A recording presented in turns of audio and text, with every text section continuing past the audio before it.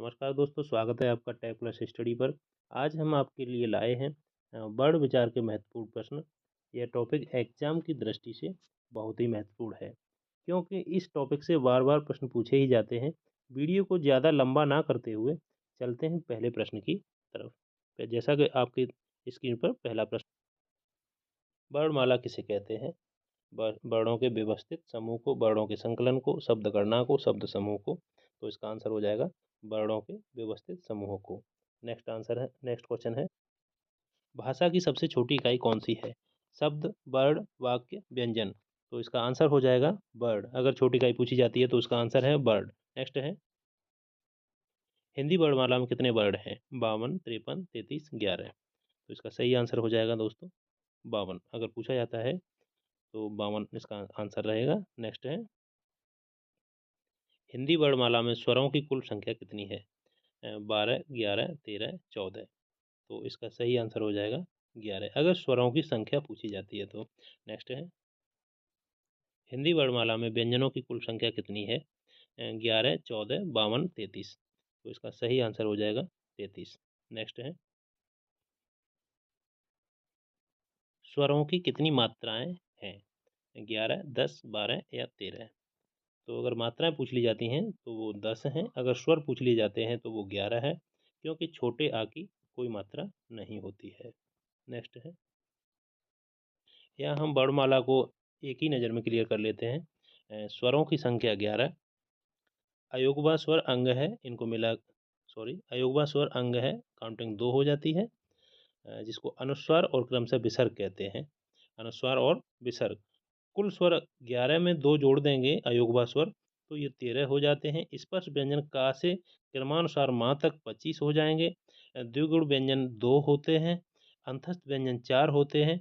ऊष्म व्यंजन अ, ऊष्म व्यंजन 4 होते हैं और संयुक्त व्यंजन 4 होते हैं।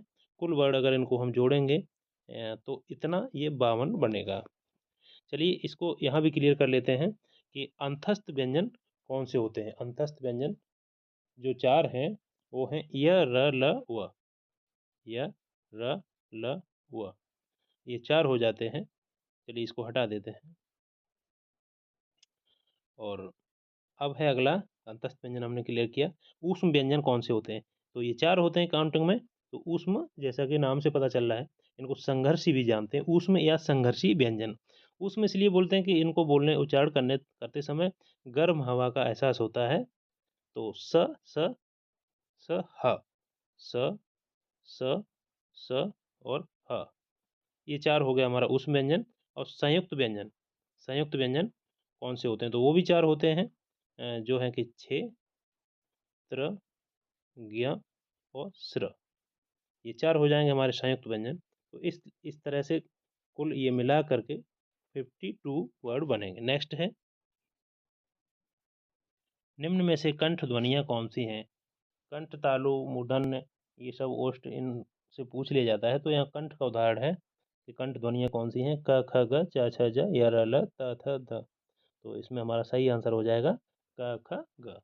ये पूरी कंठ नहीं है, यहाँ कंठ सिर्फ ऑप्शन के अनुसार डाला गया है। चलिए इनको भी क्लियर कर लेते हैं किस प्रकार से होती हैं। ये कंठ, तालु, मूर्धन्य और दंत ओष्ठ। तो यहाँ पर हमने इसका अलग कलर भी दिया है, क, च, ट, त, प।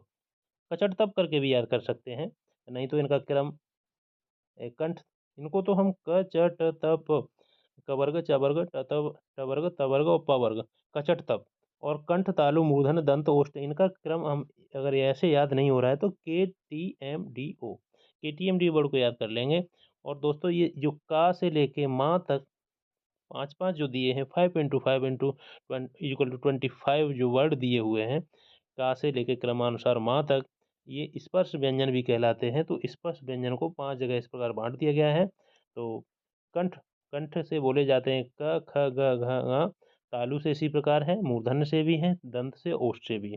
उसके अलावा ये जो बचते हैं इधर, इनको भी हमने यहाँ लिखा है। आ अंग है और ह, ये भी कंठ से बोले जाते हैं। और ई, यस, ये भी तालु से बोले जाते हैं। री और स मूर्धन्य से बोले जाते हैं। अगर कोई बोलता है कि कौन सा सा, तो आप मूर्धन्य सा बोलता है कि मूर्धन्य वाला सा, तो आप इस प्रकार से सा को समझेंगे। अगर दंत वाला सा कोई बोल देता है तो ये हमारा दंत वाला सा है। और उ अगर तो जान ही रहे हैं सब, तो ओष्ठ से बोला जाता है उ। तो ये तो ज़्यादातर स्टूडेंट याद कर लेते हैं, लेकिन ये जो पीछे वाले हैं इनको याद नहीं करते हैं, तो यहाँ पर अक्सर करके एग्जाम में यही पूछ लिए जाते हैं। अब है नीचे, कंठ और तालु की मदद से, कंठ ओष्ठ की मदद से क्या क्या बोले जाते हैं? ए ऐ कंठ और तालु की मदद से बोले जाते हैं। कंठ ओष्ठ ओ औ और अ, ये कंठ और ओष्ठ की दोनों की मदद से बोले जाते हैं। कंठ दंत और ओठ से वह बोला जाता है। दंत मूल से, दंत के मूल से जड़ पे जीभ टकराते हुए यह हम रा और ला को बोलते हैं, उच्चारण करते हैं। तो यहाँ पर ये जो पांचों वर्ग हैं इनको याद रखना है, और इनको वर्ग के अलावा जो अन्य भी वर्ड हैं उनको भी याद रखना है कि वो वर्ड कौन से वर्ग में पढ़ते हैं। नेक्स्ट क्वेश्चन है, संयुक्त व्यंजन कितने होते हैं? 2, 4, 5, 3। तो दोस्तों सही आंसर हो जाएगा संयुक्त व्यंजन 4 होते हैं। तो क्षेत्र ज्ञ स्र, तो इनको पहले बताए हैं।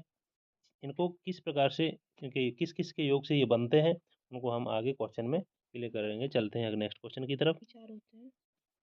ऊष्म या संघर्षी व्यंजन कितने होते हैं? ऊष्म या संघर्षी व्यंजन कितने होते हैं? 2, 3, 4, 5। तो ये भी 4 ही होते हैं, जैसा पहले बता दिया गया है कि कौन से होते हैं। स ह। स्पर्श व्यंजनों की संख्या कितनी होती है? 24, 25, 26 और 33। तो स्पर्श व्यंजन जैसे पहले बताया 25 होते हैं। नेक्स्ट क्वेश्चन है, हिंदी वर्णमाला में अयोगवा वर्ण कौन से होते हैं? तो अंग है क ख अ ई स्र य। तो इसमें सही जो आंसर हो जाएगा, ये अंग है, ये हमारे अयोगवा वर्ण होते हैं, जिनको अनुस्वार और विसर्ग के नाम से क्रम से जाना जाता है। नेक्स्ट है, हिंदी वर्णमाला में स्पर्श संघर्षी कौन से होते हैं? य र ल व च छ ज झ प फ ब भ ण य ण न। तो इसका जो सही आंसर हो जाएगा च छ ज झ।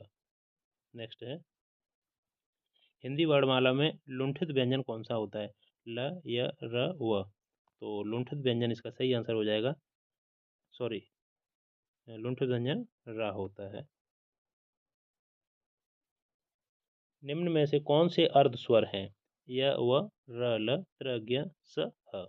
तो हमारा अर्ध स्वर की काउंटिंग में आ जाते हैं य और व।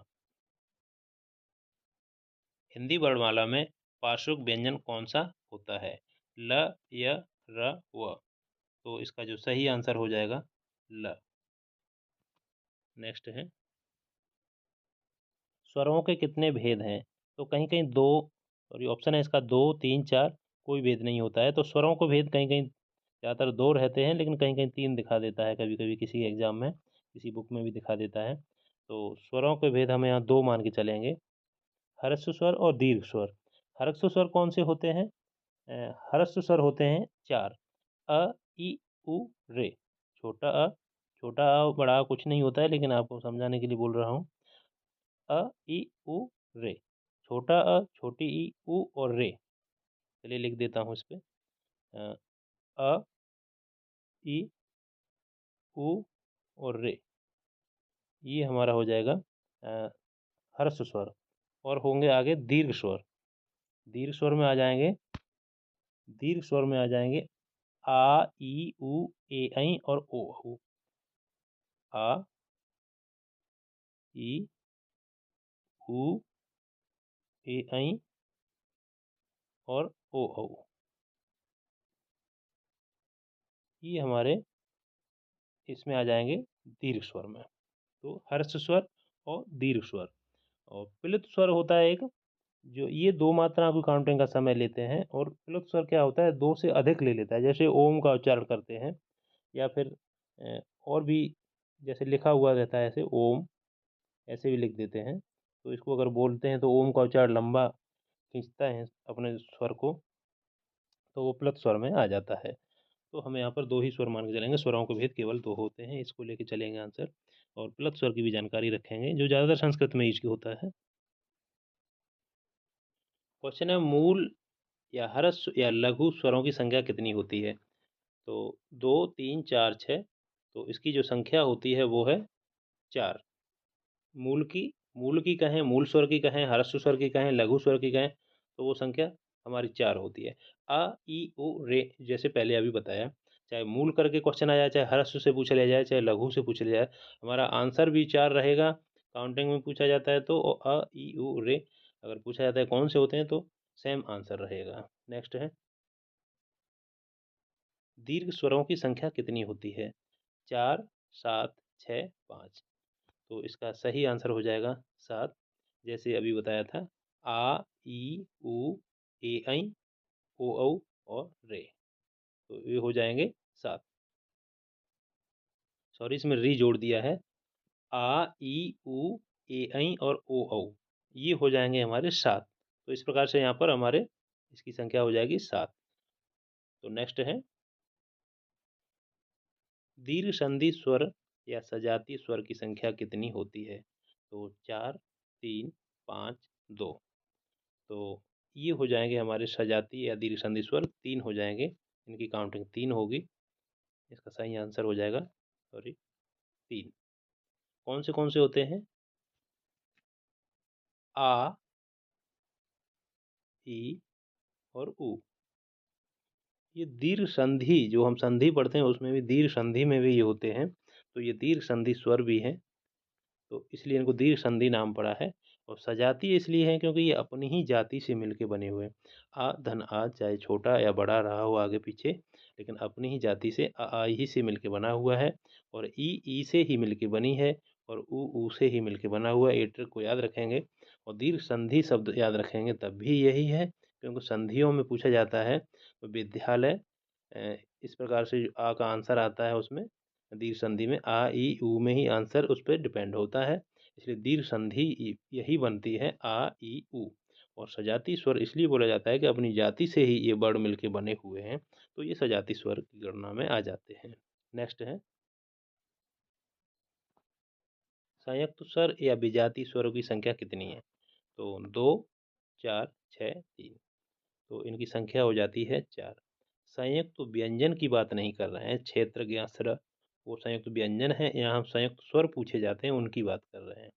तो संयुक्त स्वर कहें, यह क्वेश्चन इस प्रकार से बन जाए कि विजातीय स्वर कौन से होते हैं? तो ये 4 होते हैं। ये कौन से होते हैं? ए, ऐ और ओ, औ। ए, ऐ और ओ, औ, ये हो जाएंगे हमारे 4 संयुक्त स्वर या विजातीय स्वर। तो ए, ऐ किससे मिलके बना होता है? सॉरी, विजाति क्यों बोलते हैं कि ये दूसरी जाति से मिलके, जैसे सजाति था उसका ठीक अपोजिट विजाति है। तो ए जो बना होता है वो अ और ई से, ए होता है, सॉरी छोटी ए है, चलो इसको मिटा देते हैं। बात करते हैं अभी ए की, जैसे हमने बोला ए, तो ये बना होता है अ से और ई से। तो ए बना होता है अ, ऐ की बात कर लेते हैं, तो ये बना होता है अ से और ए से। अब ओ की बात कर लेते हैं, तो अ से और उ से। औ औ की बात कर लेते हैं, तो ये होता है अ से और ओ से, छोटे ओ से। तो ये ए, ऐ और ओ, औ संयुक्त स्वर भी हैं और विजाति पूछा जाता है तब भी सेम आंसर इनका रहेगा। नेक्स्ट है, नासिक के व्यंजन कौन से होते हैं?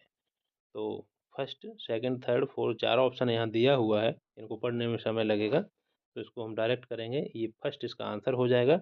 ये वर्ग के पंचमा अक्षर होते हैं, जो नाक की हेल्प से बोले जाते हैं, नासिक व्यंजन कहते हैं। ये हमेशा ध्यान रखना, वर्ग के पंचमे अक्षर जो होता है वो क्या होते हैं? हर एक वर्ग के, जो 5 वर्ग कचट तब के जो मैंने बताया था पहले, उनके लास्ट वर्ड हैं। सभी वर्गों के ये लास्ट वर्ड हैं।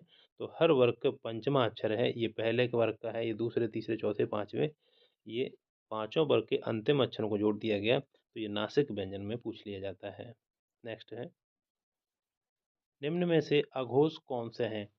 अघोष पूछ लिया जाता है, अघोष या सघोष। अघोष या सघोष पूछ लिया जाता है, या घोष। तो अघोष, सघोष या घोष एक ही बात है। या तो ऐसे कहिए कि अघोष और सघोष, या फिर ऐसे कहिए अघोष और घोष। कहने का मतलब ये कन्फ्यूजन को दूर कर लेते हैं पहले। घोष और सघोष एक ही वर्ड है, चाहे उसको घोष कहिए चाहे उसको सघोष कहिए। अघोष बिल्कुल इसका एंटी है। तो अघोष के एंटी हैं वो दोनों, सघोष और घोष। तो कहने का मतलब है यहाँ अघोष पूछा गया है, तो इसको क्लियर कर लेते हैं। अघोष अगर पूछा जाता है, जैसे मान लो जो क्रम है कचट तब का, तो पहला, दूसरा, तीसरा, चौथा, पांचवा। मान लो कचट तब का ख ग घ ङ, तो जो क्रम है 5 जुड़े हुए हैं, तो हर एक वर्ग का, प्रत्येक वर्ग का पहला और दूसरा जो वर्ण बनेगा वो अघोष कहलाएगा। और ये तीसरा, चौथा, 5वें स्थान पर जो रहेंगे, ये पहली लाइन मैंने लिख दिया, दूसरी, तीसरी, चौथी और 5वीं। तो ये पहला-पहला जितने होंगे और दूसरे-दूसरे वाले वर्ण होंगे, हर एक व्यंजन के वर्ग के जो वर्ण होंगे वो अघोष कहलाएँगे। और जो पीछे वाले होंगे ये सघोष या घोष कहलाएँगे। इसमें बड़ा कन्फ्यूजन होता है थोड़ा, किताब में आप देखेंगे, बुक में देखेंगे या लिखेंगे, इसको नोट कर लेंगे तो बिल्कुल आपको कंठस्थ याद हो जाएगा। अब चलते हैं ऑप्शन में, तो पहला और दूसरा, माँ और या का स्थान पहला नहीं है तो ये भी नहीं है। ब और भा का स्थान पहला नहीं है किसी में, तो ये भी नहीं है। त, थ, द, ध, न, ये हमारा आंसर सही है। और थ और प, ये भी प वर्ग का, नीचे प, फ, ब, भ, ये भी फर्स्ट है। और त, थ, ये भी सेकंड हो जाता है, तो ये भी हमारा सही हो जाएगा। ये भी पहले दूसरे की गणना में आ जाएंगे। तो यहाँ पर हमारे दोनों ही आंसर सही होंगे। या टाइपिंग से किसी प्रकार से मिस्टेक हुआ है, लेकिन हम समझ लेते हैं इसको। तो यहाँ पर हमारे तीसरा चौथा दोनों ही सही हो जाएंगे। नेक्स्ट है, क्वेश्चन है कि निम्न में से सघोष कौन सा है। वहाँ पर अघोष पूछा था, यहाँ पर सघोष पूछ लिया गया है। या फिर मान लो घोष पूछ लिया जाए तब भी यही है, घोष या सघोष एक ही बात है। अघोष अलग हो गया, ये अघोष बिल्कुल अलग हो गया। तो ये दोनों एक ही नाम है, घोष और सघोष, और अघोष अलग है। तो अघोष जो होता है वो पहला और दूसरा, और सघोष या घोष जो होता है वो तीसरा, चौथा और 5वां हो जाता है। वर्ग की बात कर रहे हैं हम, तो यहाँ पर हम इसको हटा दे रहे हैं, उसके बाद क्लियर करके उसको, क्वेश्चन को क्लियर करेंगे। तो निम्न में से सघोष कौन से हैं, तो ज, झ, य, क, ख, ग, ट, त, प, च, क, ड़। तो यहाँ पर जो हमारा क्वेश्चन हो जाएगा, आंसर हो जाएगा च, छ, वो दोनों हो गया, अघोष हो गया, और ये सघोष हो गया। पीछे से, पीछे के तीनों वर्ड हैं, च, छ, ज, झ, य। तो च और छ इसमें पहले दूसरे हो गए, बीच के पीछे के जो, सॉरी, पीछे के तीनों हैं ये हमारे सघोष कहें या इनको घोष कहें। तो हमारा यहाँ पर ये आंसर सही हो जाएगा। नेक्स्ट है, इसी के साथ में यहाँ पर हम सघोष और घोष के साथ अब अल्पप्राण और महाप्राण भी क्वेश्चन कभी कभी बन जाता है। तो अल्पप्राण और महाप्राण के बारे में यहाँ पर चर्चा कर लेते हैं। तो जैसे कि अल्पप्राण, अभी बात कर लेते हैं अल्पप्राण और महाप्राण की। तो अल्पप्राण, अल्पप्राण, चलिए यहाँ इसको क्वेश्चन याद नहीं रहा उसको ऐड करने का। तो अल्पप्राण और महाप्राण इसको भी कर लेते हैं। तो अल्पप्राण पहला और तीसरा और 5वां अक्षर वर्ग का बनेगा, और महाप्राण जो है वो दूसरा और चौथा, मतलब दूसरा और चौथा, प्रत्येक वर्ग का दूसरा और चौथा वर्ग महाप्राण, उसका हम आंसर देंगे। और अल्पप्राण पूछा जाता है तो दोस्तों 1 और 3, 5, पहला, तीसरा, 5वां अल्पप्राण, और महाप्राण दूसरा, चौथा।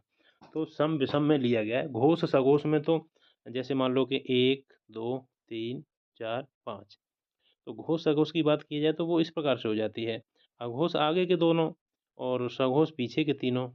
इस प्रकार घोष सघोष का बात हो गया। बात अगर अल्पप्राण और महाप्राण की करते हैं तो ये इसका क्रम कुछ इस तरह से हो जाता है कि दूसरा और चौथा हो गया महाप्राण, और बाकी का बचा हुआ हो गया अल्पप्राण। तो घोष अघोष और अल्पप्राण महाप्राण में बिल्कुल भी कन्फ्यूजन नहीं करना है। नेक्स्ट है, उत्क्षिप्त या गौण व्यंजन कौन से होते हैं। तो इसका आंसर हो जाएगा हमारा उत्क्षिप्त या गौण व्यंजन करके क्वेश्चन पूछा जाता है, तो ड और ढ। तो ये क्या है, उत्क्षिप्त या गौण व्यंजन की श्रेणी में आ जाते हैं। ये कभी कभार पूछ लिया जाता है, थोड़ा मेमोरी में रहेगा तो आप इसका आंसर दे पाएंगे। ज्ञ किन वर्णों से मिलकर बना है। दोस्तों यहाँ संयुक्त तो व्यंजन की बात जैसे हो रही है, क्षेत्र ज्ञ जो है स्र पहले हमें बताया था। तो ज्ञ आधा का और सा, आधा ता और रा, आधा ज और या, आधा सा और रा। तो इसका जो आंसर हो जाएगा वो आधा ज और या।